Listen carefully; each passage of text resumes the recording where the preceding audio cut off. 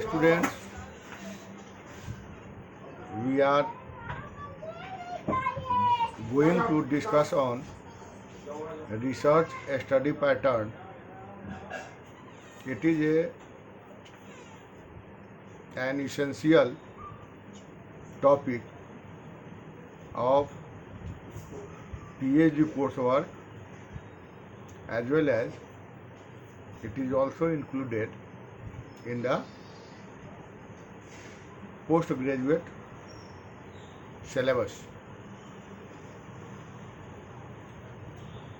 The research is fundamentally associated with the problem solving study related with any fundamental principle or fundamental subject. If you see the following flow chart, here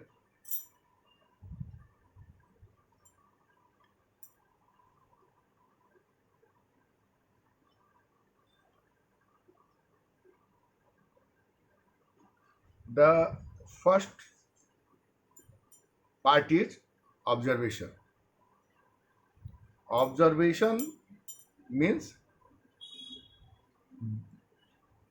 the facts and figures you observed during your study or you observed from the natural phenomenon, both. That means when you studied in different classes from intermediate to the post graduation, sometimes you feel that the facts do not represent properly the scientific events or the natural problems, and from where you derive the problem of the related subject, and hence it represents second part, problem define.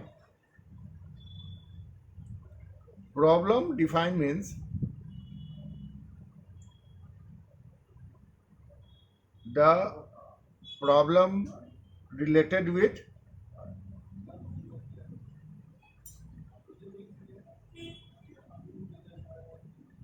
subject after your due observation,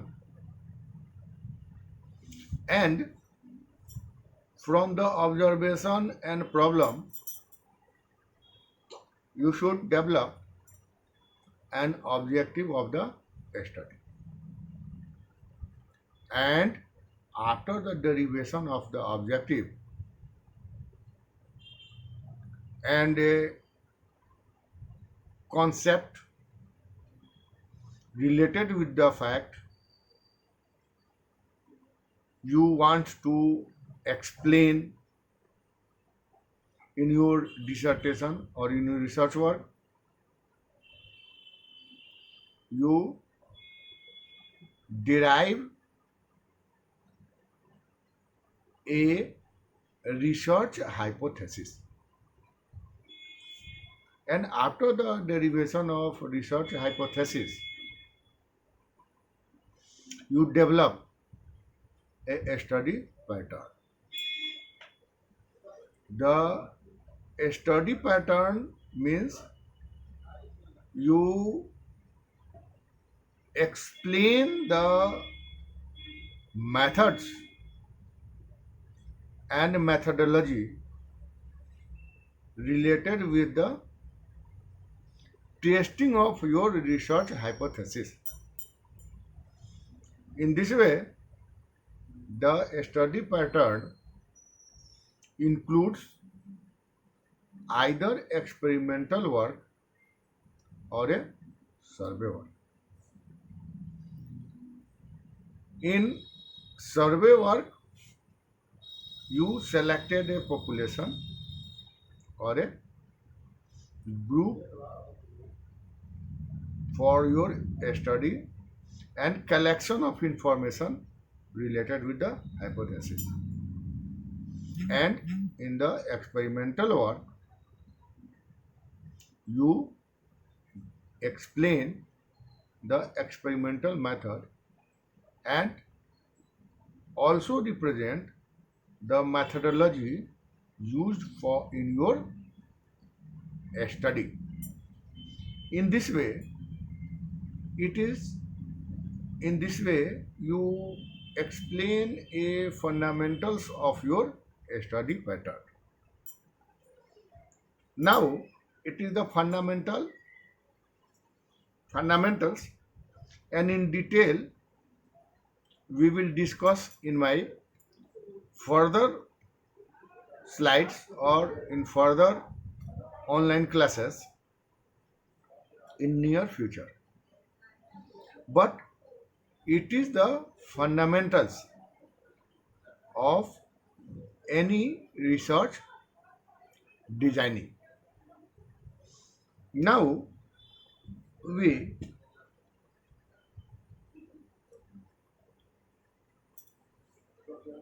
it is necessary for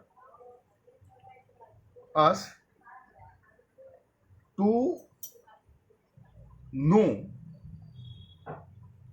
some facts related with the technological evolution, because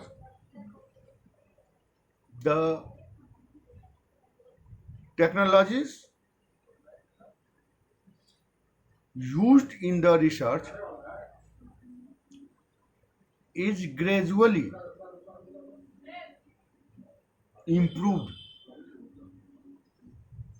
with related time scale. If we study the ancient civilization, particularly the in Indian civilization or in Greece civilization or in Roman civilization, in any civilization, the peoples were always curious to explain the natural phenomena or the factors observed in nature by the scientific method. Meaning thereby, the population and the scientific community was always derive problem from the existing surroundings. In earlier civilization, the faculties are not differentiated as in the modern time, like the physics, like the social science, and commerce, and the subjects are no are also were also not imbranched at in the modern time.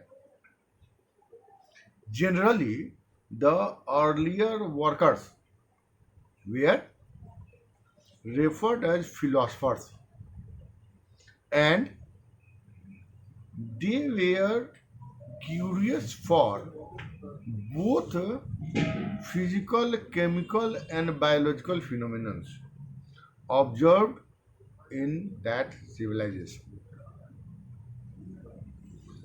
If we use and study the technological evolution, and we see that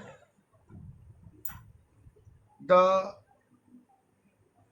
10,000 to 5,000 BC, the age is referred as a Stone Age, and in that period, in a Stone Age period, the most important invention was fired.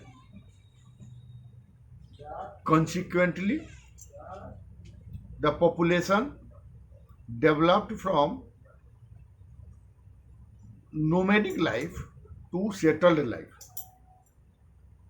And in settled life, they started farming. Initially, they were pastoral. They were they reared animals, and the animal husbandry was the first occupation. Thereafter, they were agriculture, and the civilization was converted into nomadic to agro pastoral life. And from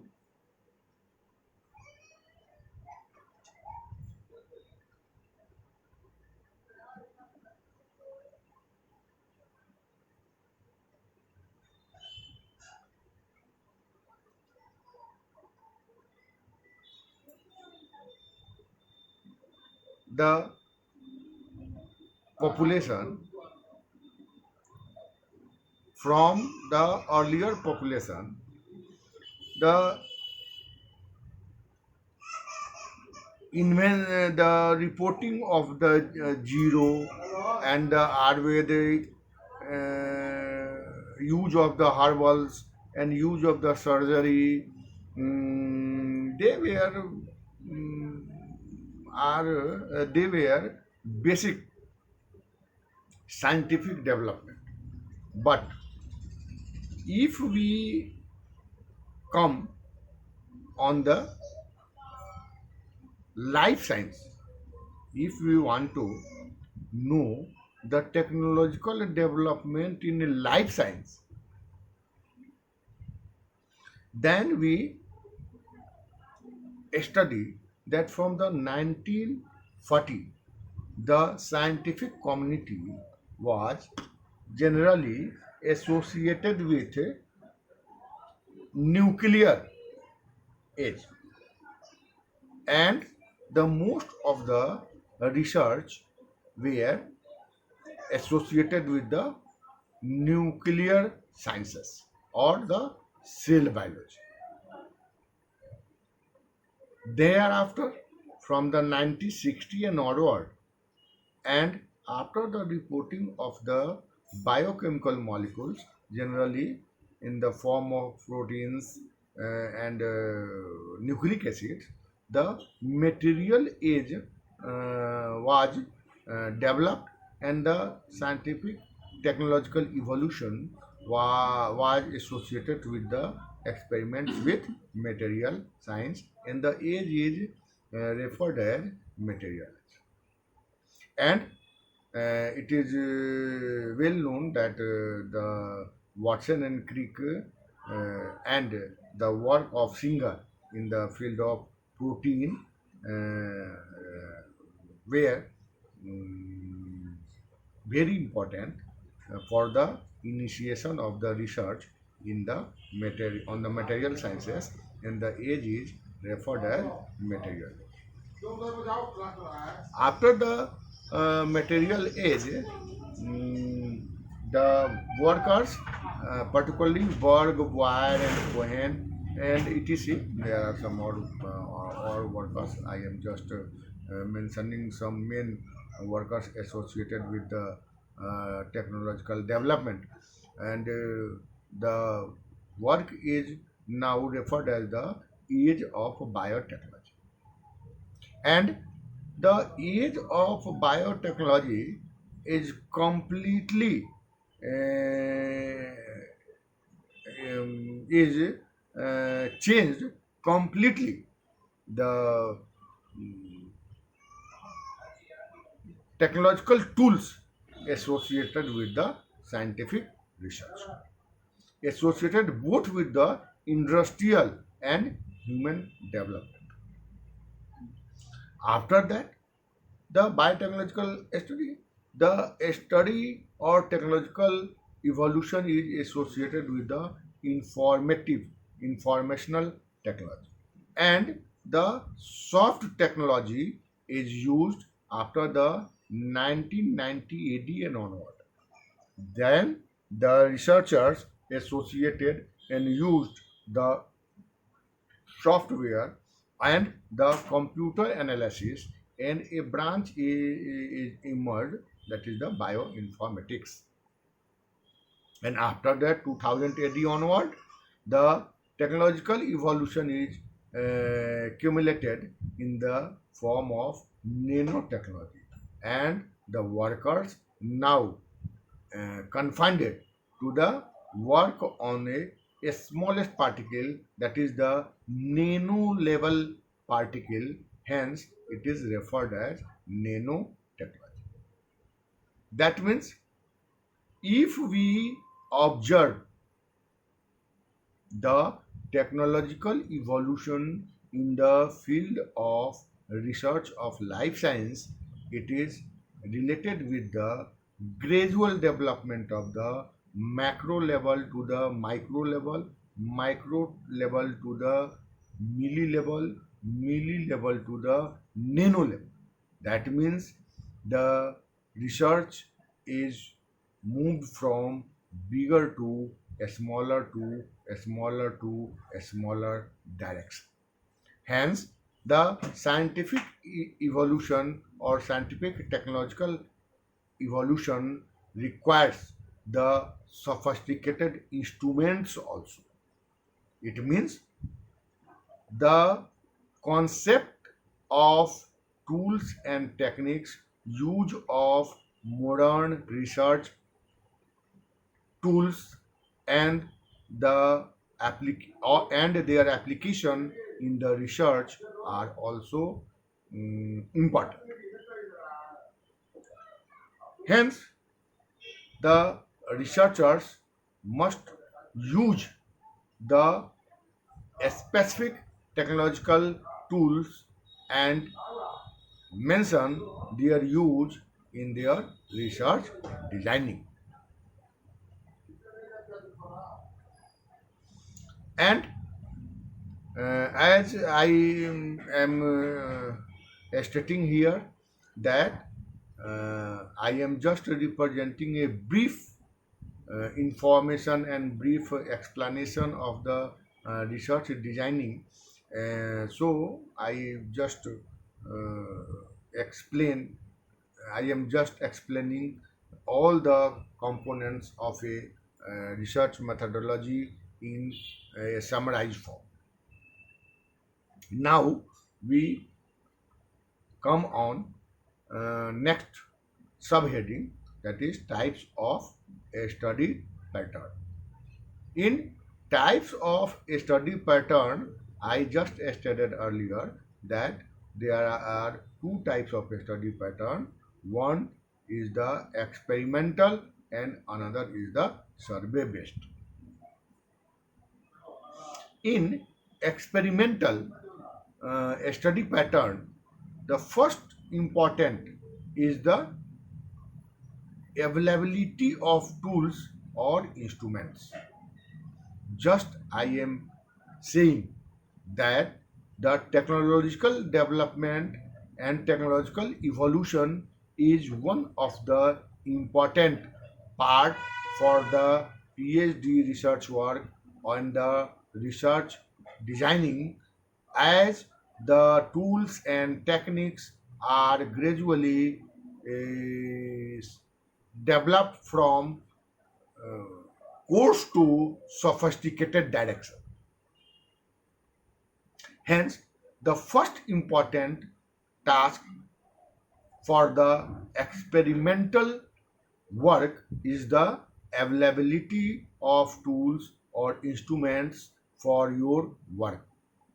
So, before the designing your research work, it is necessary to ensure that the instruments and tools are available in your department or in your university, or you may be in collaboration with the other institute where the tools all instruments are available. Second one, as you all are students, so you must select the research experiment having cost effective and cost return. That means they are cost effective, they are not more costly, or in other way, if your experiment is cost effective, then it will have the capacity of cost return by obtaining patents or copyrights.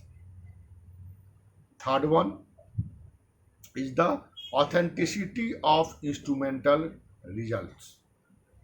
Third one is the your third one is important experimental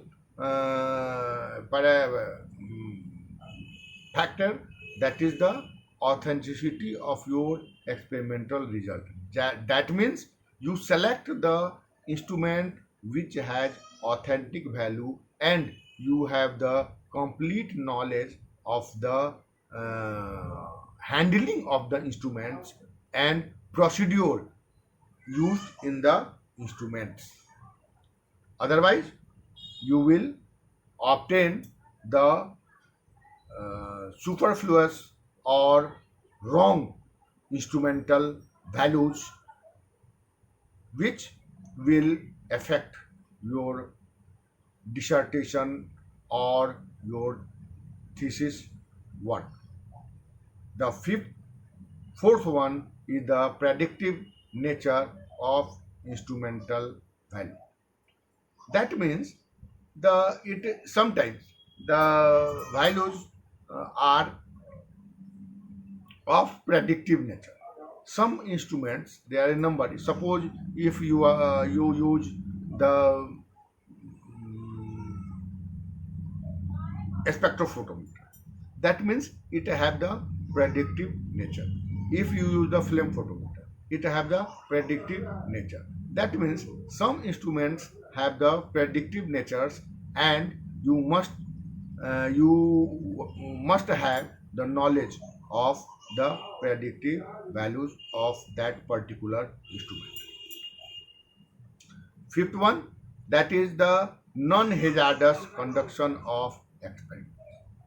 That means when you design the work associated with your PhD or your with uh, and your dissertation, you must ascertain that the byproducts of the of your experimental work or the chemicals used by you are commonly non-hazardous, or if hazardous, it uh, ex, uh, its disposal uh, will must be occurred as per the direction and safety measures. But the hazardous, it is the topic is mainly related and very important if a worker work on biotechnology or the toxicology field, in the field of toxicology. The sixth one is important is the non-harmful bioproducts. That means if in sometimes if you use the productivity, your work is associated with the productive outcomes, then it is your duty to ascertain that the product is non-harmful for environment and for the human society or for the civilization. Hence, these some are these are some important points you should must consider for the experimental work. Now, if we select the survey work, if you you should select the survey work. Now, the first important task is the determination of population. Here, one thing is very important here, which I want to explain here, that the population is different than the population than the term population explained in the ecology and population dynamics. Here, the population means the population selected for the study in a specific time and a specific area as defined in your work. That is the population. So, if you work and select the survey work, it is necessary to define the population, and that is the second point, fix the time and space. That means the time and space is responsible for the determination of your population you should select for your survey. Third important point for the survey work is the determine the parameters to be studied. The third and most important, that which parameters are selected for your study is, and the parameters you select for your study are clearly represented and defined in your thesis or in synopsis. The fourth one is determine sample size. Fourth one is the determine sample size. The determination of sample size is also most important. The determination of sample size is important as the number, if the number is too small, then it is responsible for the statistical biasness, and your result will represent negative inference. Likely, if your sample size is not appropriate in heterogeneous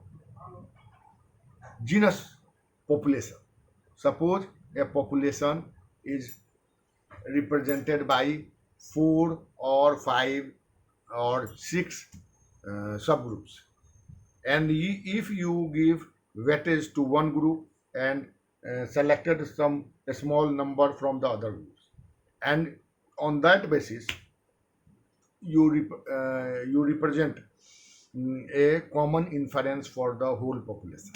In that condition, the inference your inference will be wrong, because the sampling method is and the determination of the sample size is not appropriate. Hence, the determination of the sample size is a most important task when you represent a dissertation and design a research proposal. Fifth one is the confounding variables. The confounding variables must be reduced as possible. Confounding, but then here one thing important, and what is confounding variables? The confounding variable means if we study or design a study, some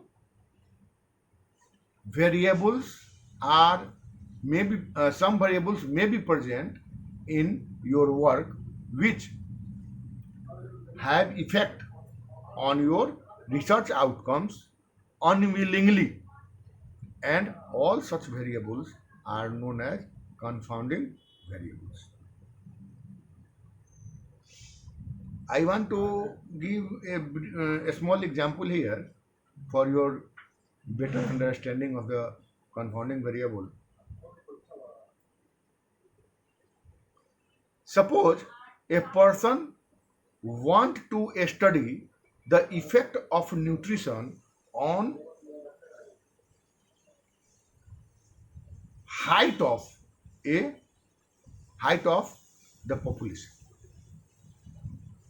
Here a person is designed, studied, take the data of the nutrition, correlate it with the height of the person, but the result will be wrong, and his thesis will be rejected. Now you say why? Why? Because the height of human is a genetic factor. It is related with the, it is a associated with a polygenic trait. Polygenic trait. It is a polygenic trait. That means it is the most important confounding variable which has effect on the height. But in the research, a person selected only the value of nutrition, not the height of his or her parents or grandparents. That means the nutrition is the supplementary factor, though originally the height is controlled by the uh, genetic factor. That means here it is the most important confounding variable which has adverse effect on the result. So when you design a research or present a synopsis or mm, write a thesis, you should must determine that the confounding variables must be reduced as well as possible. And sixth, most important, is the must prevent field biasness. That means when you go in field for the survey, you can't discriminate.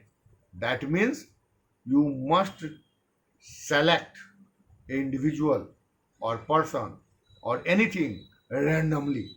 Must randomize the process. Otherwise, it will create the field biasness.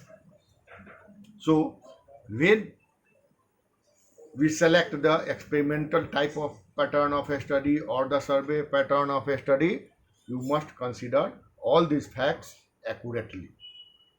Now, we come on mode of works. You select either the experimental work or the field work, but the two modes of works are commonly observed in the scientific research design. The first one is the control based work, and second one is the repetitive step works. In the control based work, we select a group for the compare to the experimental or exposed individuals during the survey. That means a normal population or a normal work, population means not only the human, it is not used for the human, but the individuals selected for the study. The ideal condition, they are present in the ideal condition, and second one is present in the exposed condition. In ideal condition, for example, if we want to analyze the effect of vitamin A and D on the immunity, then we collect some guinea pig in two groups, or in three groups, or in four groups. In one group, we will not provide medicine, but in an ideal condition, that means in a natural condition. But in treatment group or exposed group, we provide the vitamin A and D in different doses with respect to the normal diet and pattern. In this way, we will compare the effect of vitamin A and D on the immunity. In other way, if a person wants to study the effect of radiation on the cells of human body, for that condition, we selected the normal person, and we selected some technicians work in the X-ray centers, because during the X-ray they are exposed by some radiant.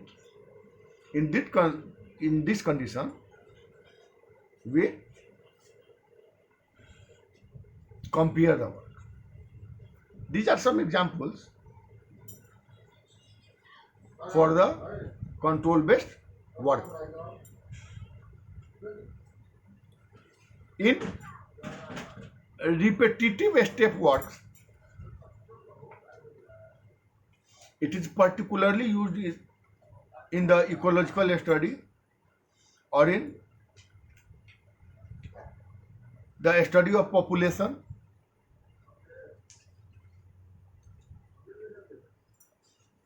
For example, if you want the seasonal variation of any pond,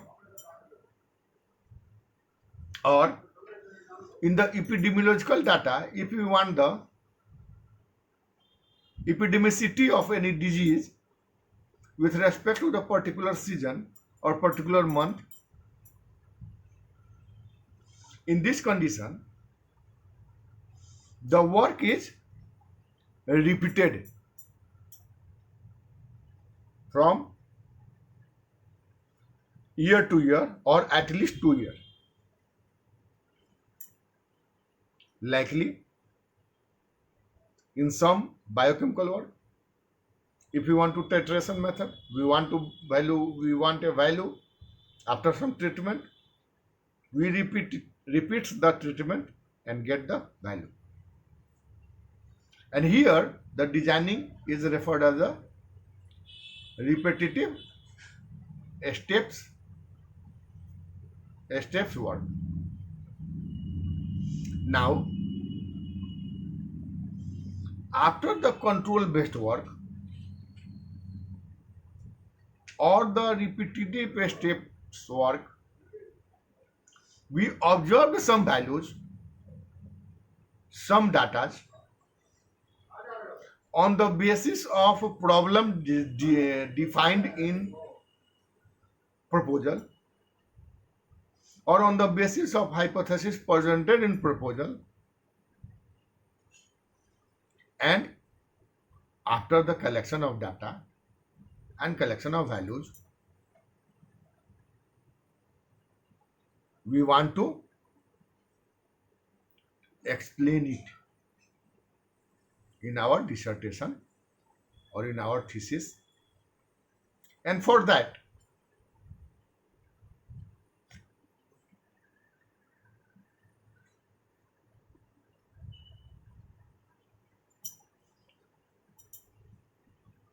we develop a research hypothesis. We develop a research hypothesis after the observation. And all the research observations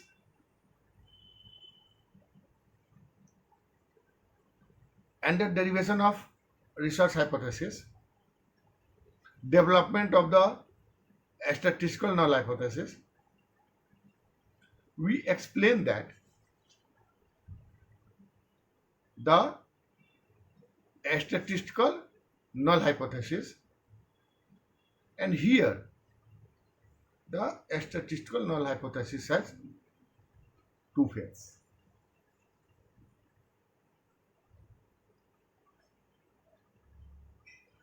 Either the statistical null hypothesis represents that your hypothesis is either rejected or accepted.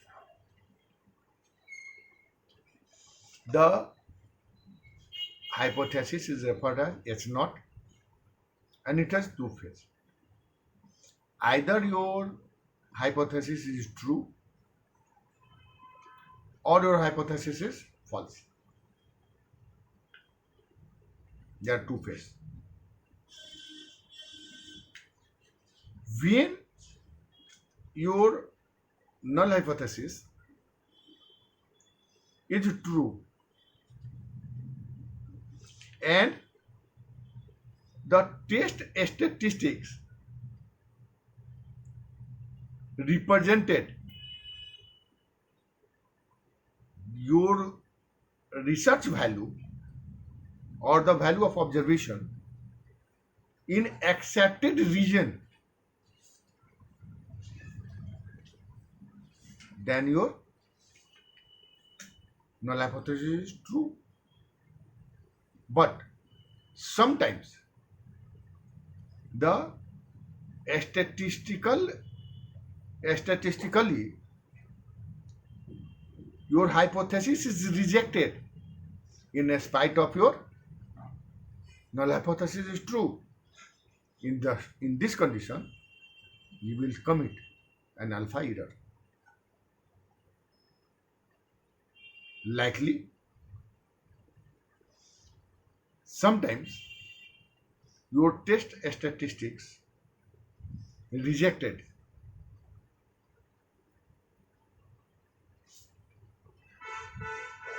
the true null hypothesis, and sometimes the null hypothesis is accepted in spite of it is false, and in this condition it is referred as beta error. That means your statistical hypothesis has two fates. Either it is accepted or it is rejected. Likely your hypothesis is also two fate. Either it is accepted or it is rejected. That means there is four possibilities. And all four possibilities are mentioned here in your slide. Commonly, you see a graph here.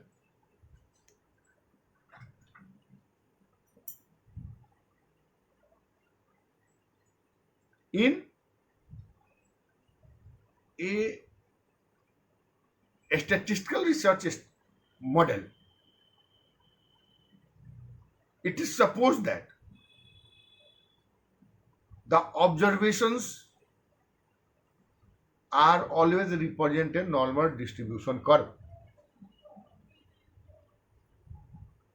and it is well known that the normal distribution curve is a bell shape, symmetrical, asymptomatic. All these are the features of the normal distribution curve. And your null hypothesis is statistically represented rejection when its value falls beyond 95% limit. That means 2.5% in lower limit and 2.5% in upper limit. Otherwise, your null hypothesis is accepted. But sometimes the hypothesis testing is one-tailed. Here, when the 2.5 is upper limit and 2.5 the lower limit, it is referred as two-tailed test. But if it is in one limit, it is used in the one limit, that represents the 5% in one tail only. In graph, the red line represents 2.5 and red line represents 2.5. In both ends, it is the two-tailed for the two-tailed test. And if is added by the yellow, that is the 2.5 more, it is the 5% in one tail. And if it is one tail, that is 5% is considered only in the lower limit, it represents unidirectional test. Or if it is present in the upper limit 5%, it is represent in lower limit one directional, and hence it is referred as the one tailed test. In any condition, it is a brief test and a number of test statistics are available, again divided into parametric and non-parametric test. And the number of tests are present, like t-test, z-test, and if the chi-square test. But if in the controlled method it is more than 2, that means the 3, 4, 5, 6 samples, then we use the ANOVA test or F test. In this condition, all the test statistics are available in a book. You see is in the table, in the slide. The book is also written by me, and it is available in your library. And if you have any problem in the test statistics, you are free to consult with the book in the library. Thank you. Thank you to you all for the viewing of the slides patiently. And in next slide, I will again discuss on the other topic related with the postgraduate department and useful for the PhD students. Thank you.